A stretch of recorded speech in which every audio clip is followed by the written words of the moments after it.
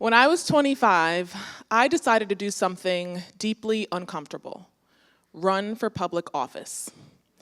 Now, I'd always been interested in politics, but I never saw myself as a politician for a number of reasons.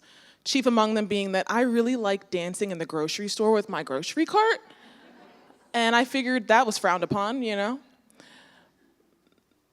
So at one point in my life, my representative from my community was rumored to be retiring, and some friends of mine came to me and they said, "You have all the experience that's needed. Clearly you have a lot of opinions. Maybe stop Facebook ranting and tweeting and do something about it."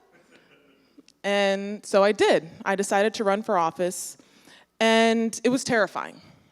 I was calling family members for money, begging them for money, knocking on the doors of strangers in the middle of the summer, and deleting my high school Twitter account. Rest in peace. Rest in peace. And a year later, much to my surprise, we won. We beat a 22-year incumbent in a three-way race by 43 votes.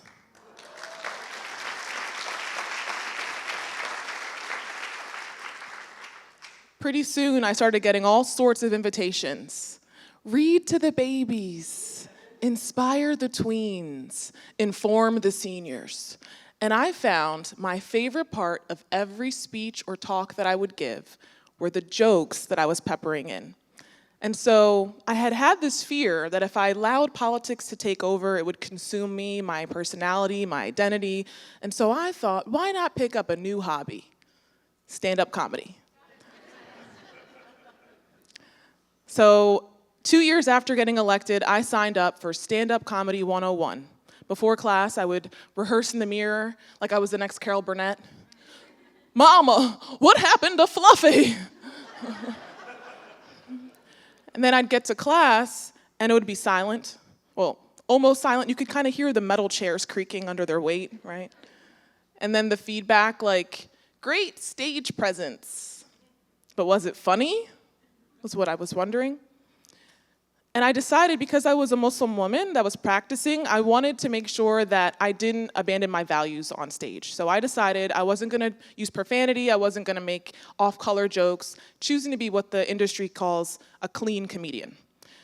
So I have to go to open mics and practice. I find myself at my first open mic, a practicing Muslim woman who doesn't drink alcohol, at a bar, surrounded by young and middle-aged men who were clearly expecting something different than a Muslim woman with clean jokes. Now, at most open mics, you get 5 minutes. 5 minutes to make people laugh. It only takes about 10 seconds to lose the crowd, if you're good. And I was pretty good at losing the crowd. Yeah. You guys are with me, though. That's good. So I pushed through that feeling, that discomfort that I had at every open mic, where I would get gastrointestinal distress. Anybody have this experience, right? My palms would get sweaty, my arms were heavy. I was listening to recordings of myself I listened to already. You guys know the clean rapper Eminem, right? But I pushed through it. I pushed through that discomfort, because I knew that there was something there, that the discomfort I was feeling was a natural part of learning a new skill. Now, that discomfort you feel when you try something new, we've all experienced it, right? You're trying to get into shape, you start lifting weights, you start running maybe. Day 2, your body hurts. You're aching, you're sore. Now, imagine a different kind of discomfort. You break a bone. Your body is telling you to stop. It's screaming, stop. The difficulty lies in reading the difference. The difference between what I call intuitive discomfort and productive discomfort. Productive discomfort, if you push through it, you can reach new heights. Whereas if you push through that intuitive discomfort that's telling you to stop, it can be catastrophe. There are lots of examples of both. Famous bodybuilder Ronnie Coleman pushed his body past its limits and now uses a wheelchair. There's also the famous parable of being 3 feet from gold, tossing in the towel just before reaching success. and the regret that comes along with that. Now, a year into my comedy journey, imagine my surprise when the local comedy promoter invites me to compete in the 2023 Fenris's Filthiest Comedy Competition. Now, I don't have any dirty jokes, right? Like, I can do some poop jokes here and there. Like, I don't know if you guys have experienced traveler's diarrhea, but that's when your butthole becomes that pirate from the Tom Hanks movie, and he's like, look at me. Look at me. I'm the captain now. But that's about all I got. So I'm a new comedian. Of course, I'm going to say yes to this opportunity, but I was really uncomfortable thinking about being the only comedian in the lineup with clean jokes. The thought of being the only one doing PG when everyone else is rated R or rated X, if we're being honest, made me really uncomfortable. In my head, in the internal monologue, I was imagining this lineup of 12 male comedians doing jokes about their you-know-what. I'm not going to say it, but I think you guys know what most comedians love to talk about. And then I imagine myself coming on stage and saying, I have moderate to severe plaque psoriasis.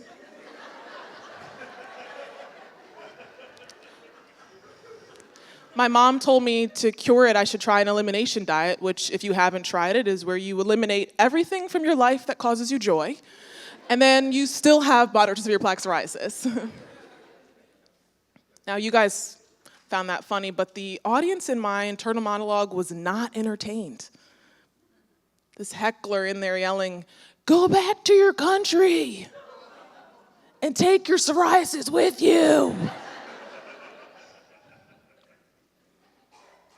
Now, I'll admit to you guys, in this moment, I thought about writing edgier material.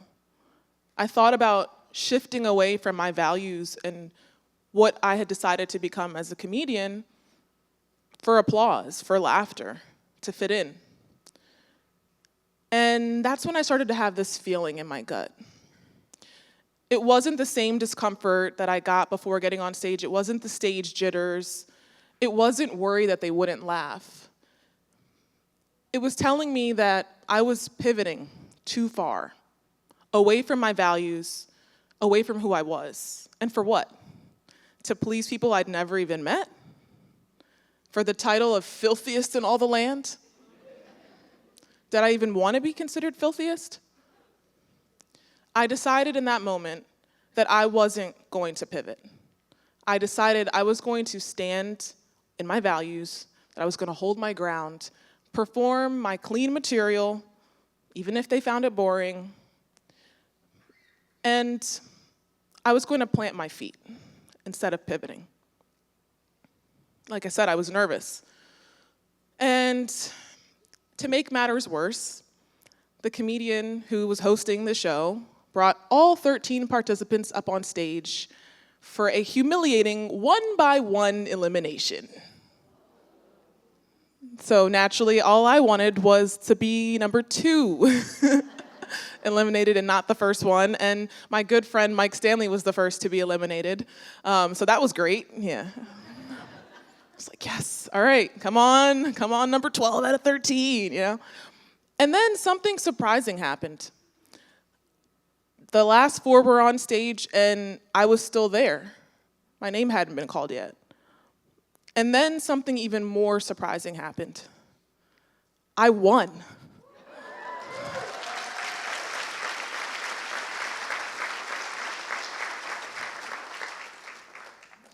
I won the 2023 Fenris's Filthiest Comedy Competition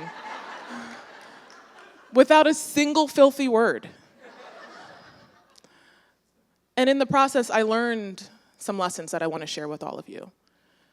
Not all discomfort is a sign of growth. Some discomfort is your soul guarding itself. Now, I don't know how many basketball fans we have in the room, but in basketball, you're taught pivoting, right? Pivoting maybe to get open and pivoting to pass, pivoting to shoot. But technically, you can only pivot with one foot firmly planted. The next time you're thinking about pivoting, ask yourself some questions. Am I feeling this? Is this feeling fear or intuition? Am I stretching to someone I want to be, or am I reshaping into someone that I wouldn't recognize? Do I pivot in this moment, or do I plant my feet? The next time you're in a situation like this and you ask those questions, my advice to you is that sometimes the most powerful maneuver of all is no pivot at all. When you wonder which to do, I'll say, sometimes you'll be surprised by which act is braver. Thank you.